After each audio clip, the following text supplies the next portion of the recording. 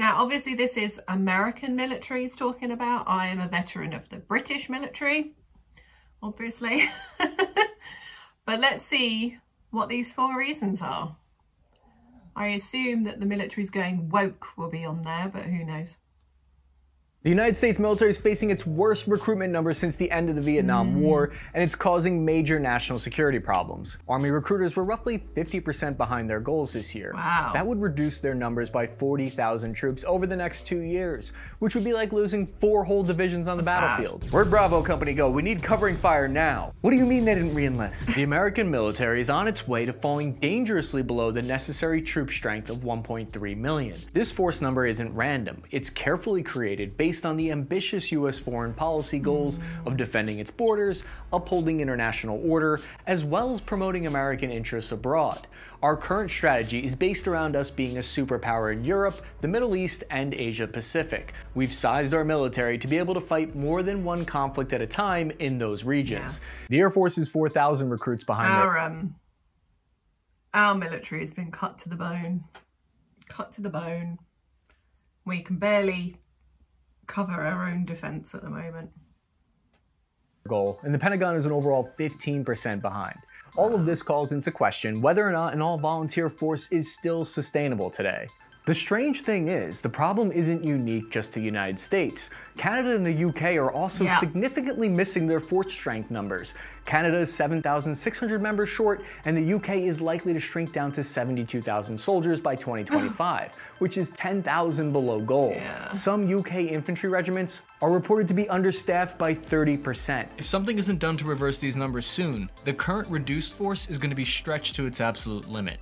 Other NATO allies like Turkey rely on mandatory service to fix this problem, with 32% of their ranks being conscripts, something that US politicians and military leaders strongly oppose. Let's take a look at 4 key explanations for why nobody wants to join the military, including financial problems, declining trust in the military, woke culture, and unqualified I knew woke would be in there. Reason number 1, a tight labor market could help explain why no one is joining. The US unemployment rate is at 3.5%, around the lowest it's been in the better part of a decade, meaning recruiters have a smaller pool of recruits to draw from if everyone already has better paying, easier civilian jobs readily available. For instance, an E1 private in the Army earns $22,000. An average high school graduate earns $40,000 per year. But this doesn't really fully explain the decline in recruitment because, contrary to popular belief, when comparably measured, the US entry-level military pay is about 8% higher than US entry-level civilian pay. This is because the military covers healthcare, housing, and oftentimes food. Uniform paid for, electric bill paid for, water bill paid for, living quarters paid for. Famous performer Mia Khalifa had some insight into the financial problems facing the military recruitment. Honestly, I think that selling your body, like if we're going by that definition, being in the Army is worse than being on OnlyFans. Wow. You're selling your body to the government. I didn't just sell my body to the government, I also sold my soul. But you know what? She might not even be wrong. If you're gonna make sacrifices necessary to serve your country, maybe you should earn a pretty penny for it. But don't worry, the military always has been known for being hip and non-traditional. They leveraged TikTok to solve the problem. An Army recruiter used Cameo to pay the Island Boys to help with his recruiting goals. Army recruiter giving out bonuses, paid vacations, and a free college, no money. Hey, invite me right now, Sergeant Thomas. I want to be in the Army. Army recruiters have since been banned from using TikTok to recruit further, which has kneecapped their abilities to forge relationships in a world that has changed, where impressing students at a mall in your Class A uniform is becoming more and more rare. People are going out less. In response, Army recruiters have more than doubled their quick ship bonuses, where recruits can earn $50,000 if they start training in the next 30 days for some jobs. So why hasn't this helped boost recruitment numbers? Young people reportedly fear PTSD is a major factor as to why they won't join. A concern that might be well-founded, with 20% of service members returning from Iraq and Afghanistan showing signs of PTSD. As much as military leadership would like to blame the tight labor market, this article from the Wall Street Journal points out it doesn't really explain the problem fully. The unemployment rate today is actually roughly the same as it was in 2019, when the Army exceeded its recruiting goal. So the obvious question becomes, what major event happened between 2019 and today that might have affected recruiting numbers? Reason number 2, trust in the military. The 2021 Reagan National Defense Survey found there was a decline in American confidence in the military, stating, quote, With all that has happened in the last year, it's understandable that Americans are experiencing a sense of pessimism. Public trust in the US military has dropped from 70% in 2018, prior to the pandemic, to today a lowly 56%. Then Governor Kate Brown activating the National Guard as part of the Unified Command. A riot declared earlier tonight during protests in downtown Portland. More than 62,000 U.S. National Guard were mobilized to help prevent rioting that happened across the country during 2020.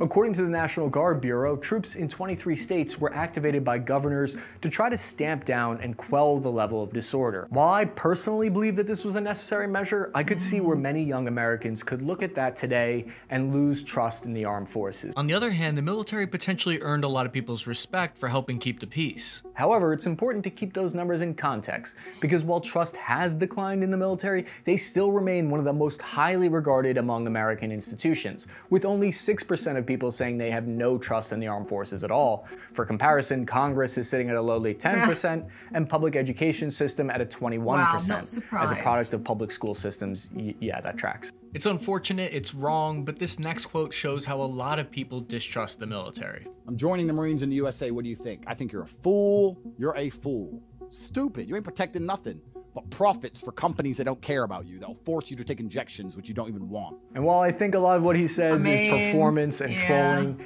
if that is truly what people think about patriotism and service in the US military today, then there must be some kind of way. I don't think that was his point.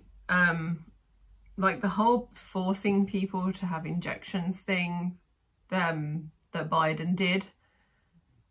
I mean, I wouldn't join now if they were forcing me to have injections. I wouldn't. Maybe that's part of the reason. I don't know. This messaging problem. There must be some kind of advertising campaign that the military could run that wouldn't alienate half the country. As part of the Pentagon's reported $1.6 billion in recruitment spending each year, the Army released a new advertising campaign called The Calling in 2021. Let's put it this way. This was in one of my videos. I did a reaction video a long time ago now. In fact, it was the first military type of video I made, where I watched different recruitment ads and judged them. And yeah, that Emma advert was in that, and oh my god. Most people hated campaigns were quote-unquote woke virtue signaling instead of an effective campaign to fill the ranks. Veterans believe that these commercials focused on aspects of new recruits that make them different and individual and special unique snowflakes, which specifically runs counter to the military's traditional culture of unity and selfless service. In reaction, the Army disabled comments on the video to ensure no one could express themselves on the video about expressing themselves. But this is part of a much broader problem in the entire NATO force. Potential reason number 3 for low recruitment, woke military culture? The Canadian government earmarked 200 million CAD to completely change their military's entire culture. Would this mean a shift of focus from winning wars to policing feelings and telling on fellow soldiers for minor speech infractions? The Canadian Minister of Defense, Anita Anand, claims the changes will address long-standing, deeply ingrained prejudice present in their forces. Canadian troop strength is currently 20% understaffed, meanwhile. On February 2nd, 2022, while Russia was preparing to invade Ukraine, the British Army was ordered by Chief of the General Staff, General Sir Mark Carlington-Smith, to stop training for a day to reflect on inclusivity. Whether the US, UK, or Canadian forces truly need to change their culture or not, the steps that are taken in order to achieve those changes are sometimes strange. The advertising in the United States was likely well-intentioned. It was meant to shatter negative perceptions of the Army about how it isn't accepting of certain groups of people. And to be fair, the US Army has only allowed certain orientations to openly serve for 10 years out of the past 225 years that the institution has existed. So on paper, creating an ad that explains that everyone is welcome in the Army doesn't sound like that bad of an idea. Whether or not the advertising succeeded in that regard is up for debate, but it did fail on its purpose of boosting recruiting numbers. Evidence that media has a huge impact on recruiting numbers comes straight from the Navy's 500% boosted numbers from Top Gun. Joining the military is about becoming a part of a uniformed team. It's about putting what makes you unique and special aside in service of a common goal. It's like my old drill sergeant used to say, I dislike all of you equally.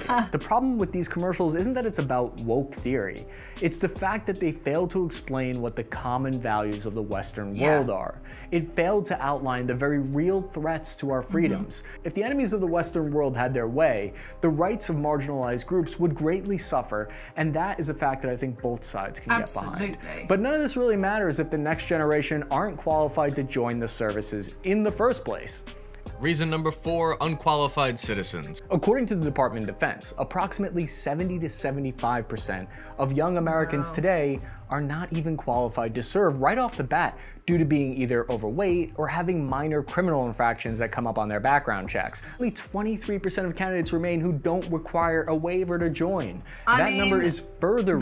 That has been going on for years because I know when I joined, and this was like 2003 when I joined up, I was the only one who passed the aptitude test out of the whole group that went that day. So the other people who failed then had to come back in 6 months' time to try again if they wanted to. And if they failed again, that was it, they were out. And not long after I joined, they actually lowered the aptitude standards. And... do you know, it's a worry. It's a worry that, you know, physical standards and intellectual standards being lowered to improve recruitment is just going to lead to more and more problems down the road. By more potential recruits being unable to pass the Army's academic exam called the infamous ASVAB. It's kind of like the SAT. The pool gets shrunk even further down to an above-ground pool when you consider another 12% are going to college. I know a lot of times I joke about having gotten an ASVAB waiver, but that's not true. I cheated on the test. If U.S. forces shrink by an additional 40,000 troops, there are some who believe we'd be reaching a breaking point for low troop numbers. Current members would have to pick up the slack, which would mean added stress, longer deployments and mobilizations, and an increased likelihood of accidents and mistakes that could lead to more conflict. There are a number of solutions to turn the problem around for recruiting. More schools could adopt JROTC programs to help reach new candidates. Currently, only 10% of schools have these kinds of programs. Because they don't Better believe messaging targeted to reach the country's youth, explaining why we need their skills in order to protect against the threats of enemies around the world who oppose their stated values of equity and inclusion. The military is faced with a difficult choice. They can lower standards and deal with unqualified recruits who are more likely to wash out within a few years, or they can increase the workload on the existing reduced force. Lieutenant General Thomas Spears said, quote, 2022 is the year we question the sustainability of an all-volunteer force. I think the recruitment problem is the canary in the coal mine, warning of underlying problems in the Western countries that need to be addressed, and not only for national security purposes. Yeah.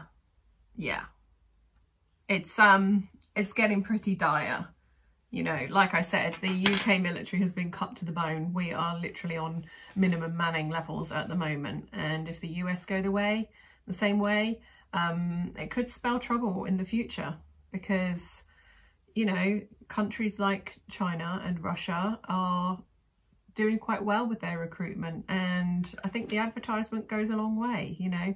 When I was watching those videos, the Russian advert was all about strength, and the Chinese advert was all about, look at all these amazing weapons we have, and look, you can protect your family. And the US advert was, I got 2 mums. So, you know, I understand where they were going with it. They were trying to appeal to the SJW crowd, but generally speaking, they are not the people who join the military. They're just not. And that's that. So anyway, I'd love to know your thoughts. Do you think that there's a major, like one major reason why people are not joining the military these days? Let me know, and I'll see you very soon.